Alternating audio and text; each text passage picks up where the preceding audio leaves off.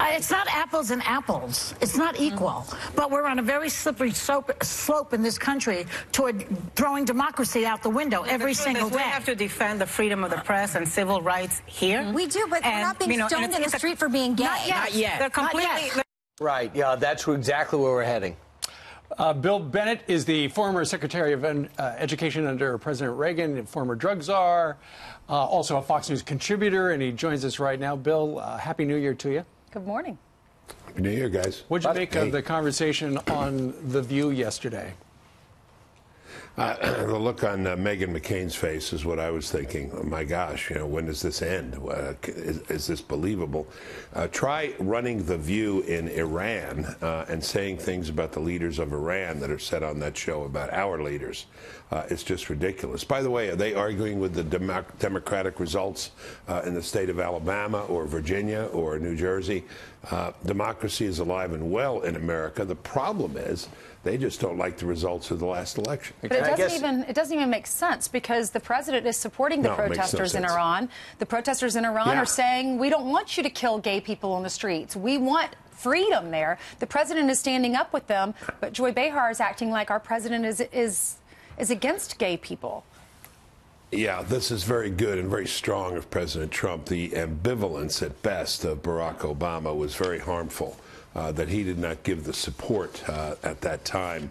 It could have been crucial, that support, verbal and otherwise. Things can be done. I was interested in your conversation with Eli Lake. But, these folks coming from the rural areas in Iran, it was a surprise how this started. But they do need help. They can use some communications help. They can use help in networking, obviously, since they're trying to shut them down from networking. And we need to say to the Europeans, look, you're with us on this or you're with the Iranians. Make up your mind. We have a great opportunity here. Thanks to the brave people in Iran. Let's not let them down again. Right, and we don't know. We don't want to make ourselves a target there, but the president's not backing down on that.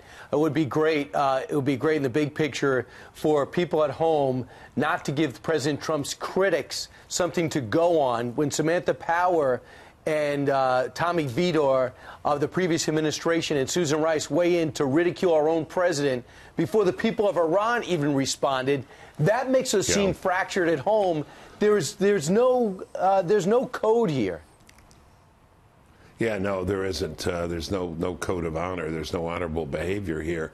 But let's remember how much blood is on Iran's hands, the blood of how many American servicemen. And we know that influence that they have had. And this could be a really key moment.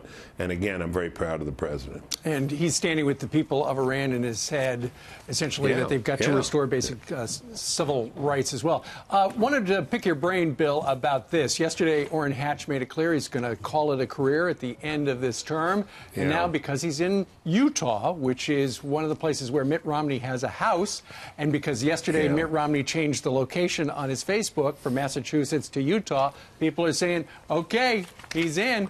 If he does run, what kind of a senator do you think he would make, given the dynamic he's had with this president?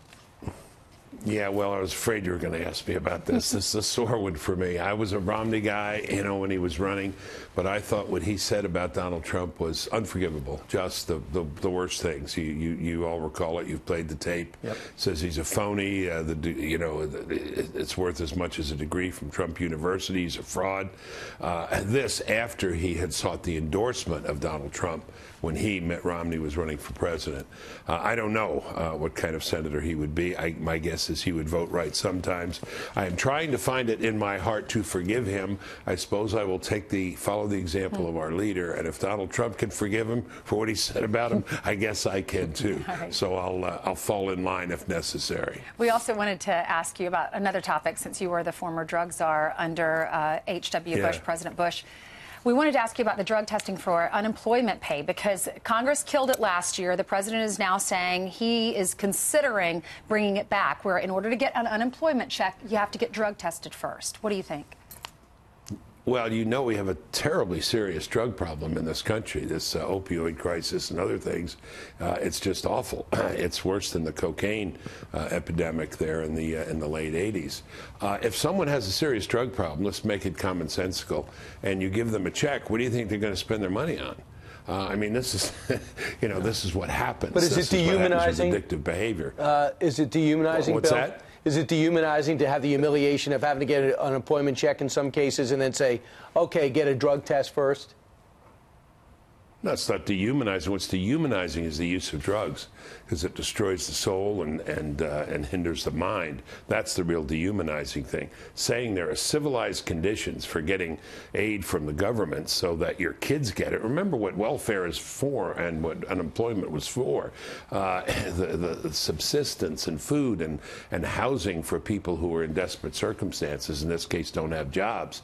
Can't we require one condition at least, since we know that if they get those funds and they have a serious drug problem, that's where the money's going to go. Now, I think the president's right to push this. He feels very strongly about this. His own experience in his life with his brother really has moved him on this, and I think his instincts are absolutely right. Well, we've had a wide-ranging conversation this morning. Bill, thank you very much for joining us in the new year. Thank you so much.